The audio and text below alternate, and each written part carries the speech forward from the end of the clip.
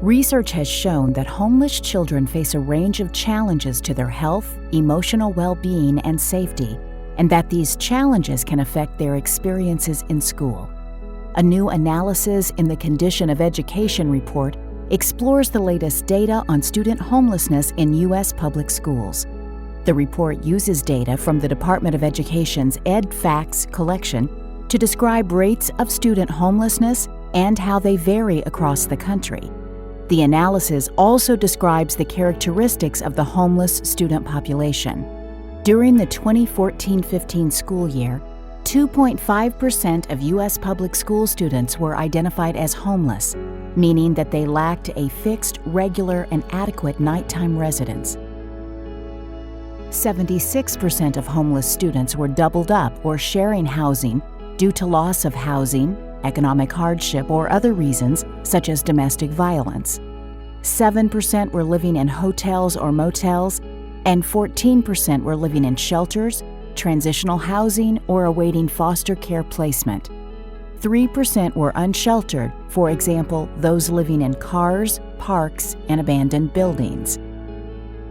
8% of homeless children were also categorized as unaccompanied youth, meaning that they were not in the physical custody of a parent or guardian. This group includes runaway youth, youth who have been separated from their family due to conflict or loss of contact, and youth living with a caretaker who is not their legal guardian. 14% of homeless students were identified as English language learners. By comparison, 9% of all public school students were English language learners.